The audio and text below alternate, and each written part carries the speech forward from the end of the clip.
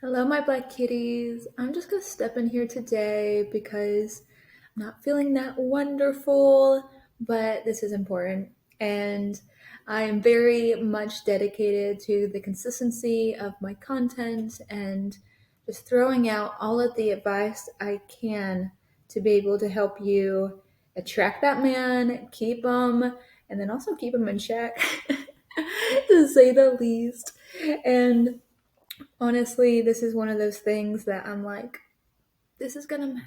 So, hmm. Why girls that don't care win?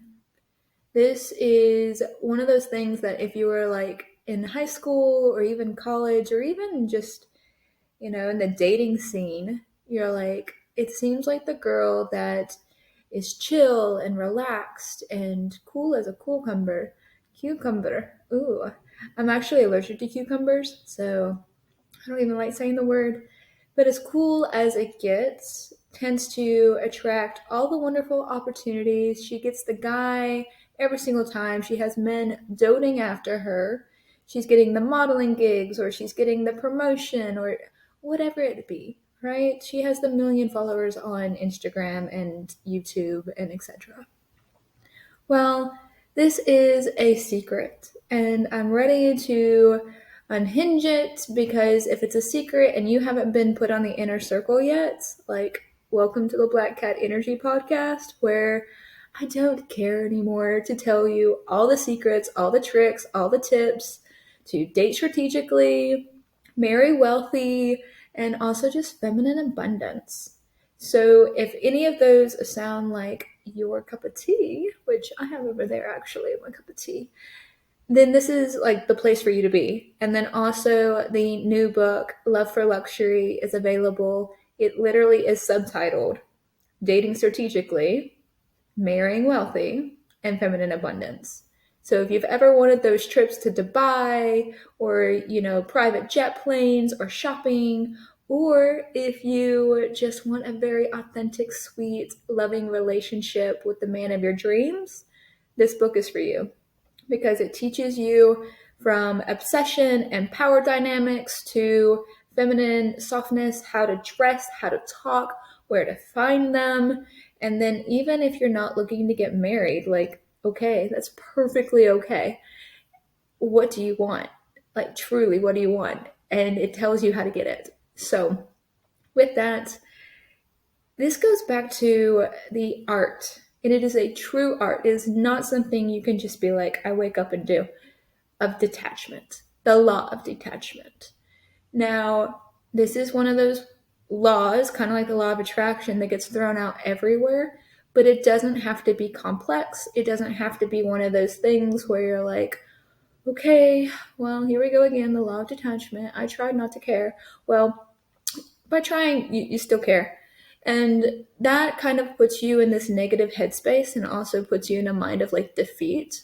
And that pushes away whatever you're trying to attract because odds are you're trying to attract something that brings joy and happiness into your life. So, with that, the law of detachment, if you don't want to go all woo woo with it, just be like, okay, I don't necessarily care about the outcome, like the physical outcome of what I can't control. And that is all you have to know. What can you control and what can you not control? If it falls in the category of what I cannot control, then let it go. And shift your mind, focus on something else, on what you can control. I'll give you two examples. The first one is this entire podcast, this YouTube, this Spotify, Instagram followers, whatever, subscriptions. I cannot be like, I want 1,000 YouTube subscribers and I want 200,000 Instagram and put all of my self-worth and all of my confidence in getting those numbers, and if not, I'm just going to be in a frizzy and I'm just going to be so angry all the time and disappointed in myself, etc. That is something I can't control. I cannot control people wanting to click the button that they like the content or they like my photos or subscribe to the channel. Do I love that? Do I appreciate that? Of course. And here's my shameless little plug of like, hey, have you subscribed yet?